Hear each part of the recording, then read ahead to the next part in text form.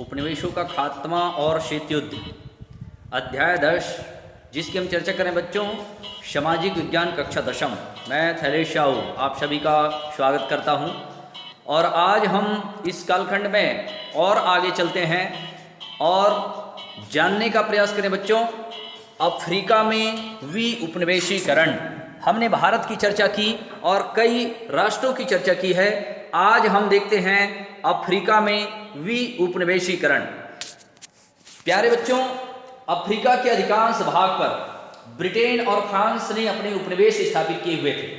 1945 के बाद जहां ब्रिटेन एशिया के देशों को स्वतंत्रता देने के पक्ष में तो था, वहीं अफ्रीका पर अपना नियंत्रण बढ़ाना चाहता था। क्योंकि अफ्रीका में अधिकांश लोग गरीब, निर्धन और अशिक्षित वर्ग के लोग थे।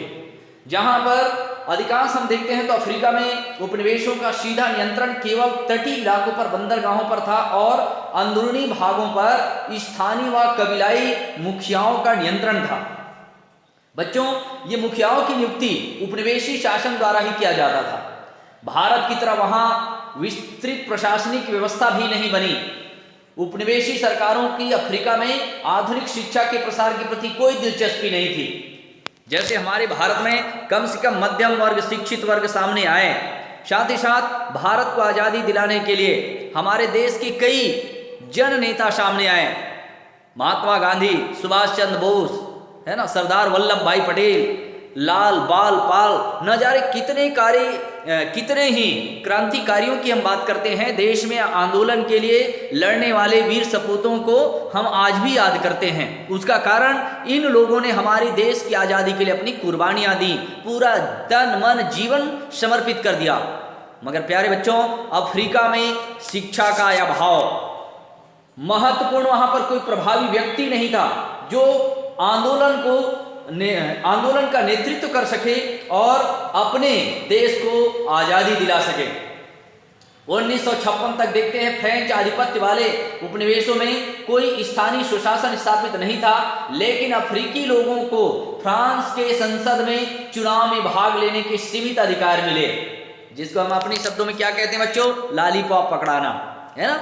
यहां पर ये प्रलोभन दे रहे थे कि तुम भी हमारे चुनाव में भाग लो और हम तुम्हें अपने संसद में प्रतिनिधित्व देंगे। वहां पर कुछ अधिकार की तो बात कही गई, लेकिन वहां पर बच्चों हार की मुंह का सामना देखना पड़ा। क्यों? क्योंकि कौन चाहेगा कि दूसरे देश के लोग हमारे देश में आके चुनाव लड़े और जीत जाएं, जो कि संभव नहीं था। परंतु फ्रांस ने एक ऐसी कूटनीतिक चाल चली। इसके साथ साथ हम देखते हैं कि जैसे जैसे अन्य देशों में शिक्षा का, रक्षा का, आर्थिक विकास का कई रूपों में परिवर्तन आने लगा, मगर अफ्रीका पिछड़ा का पिछड़ा रह गया। वहां न तो शिक्षा का प्रसार हुआ, न व्यवसाय का, न ही कल कारखानों का। बल्कि बच्चों, वहां खदानों और कल कारखानों में काम करने वाले कौन होते थे?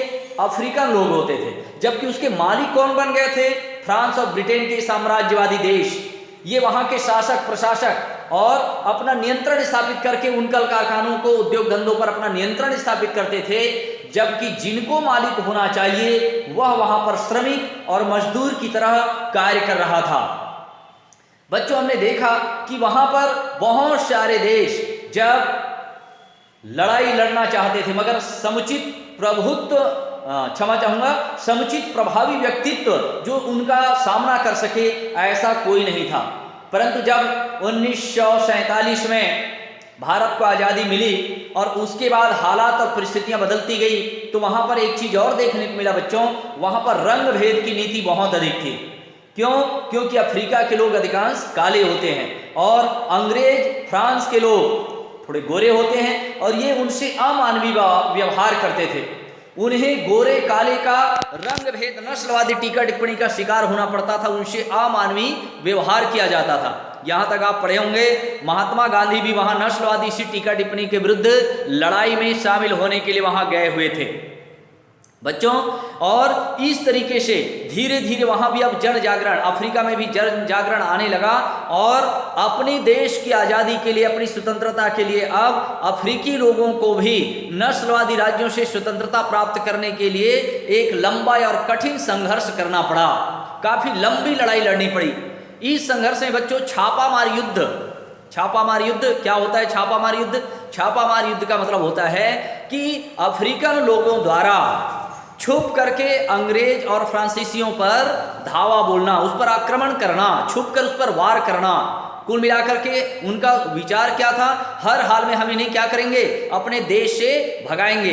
वहां पर भी महात्मा गांधी ने जैसे हमारे देश में असहयोग आंदोलन चलाया, वैसे वहां भी असहयोग आंदोलन सभी तरीके से अब प्रयास होने लगे कि हमें अब हर हाल में आज़ादी चाहिए।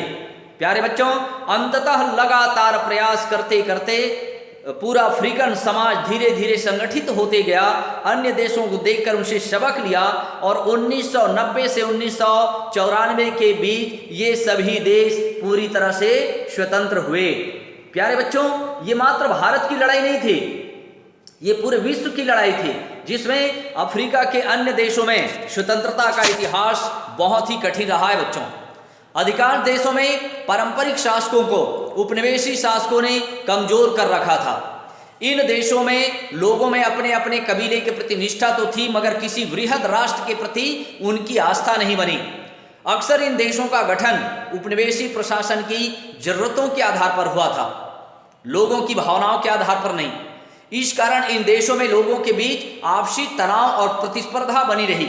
यही नहीं बच्चों, इन देशों में सबल मध्यम वर्ग व व्यापारी उद्योगपति वर्ग नहीं पनप पाया, क्योंकि अधिकांश व्यापार और प्राकृतिक खनिज संसाधनों पर विदेशी कंपनियों का अधिकार था।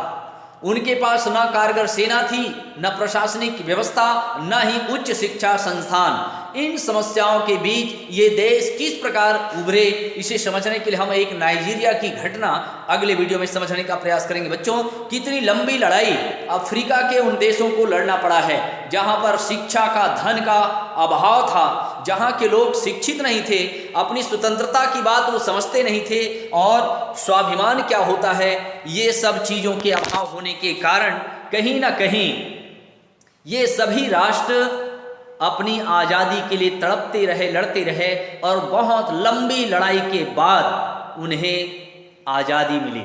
तो आइए अगले वीडियो में मैं नाइजीरिया की उस कहानी को आप तक पहुंचाने का प्रयास करूंगा। आज की वीडियो में यहीं तक। आप सभी का धन्यवाद।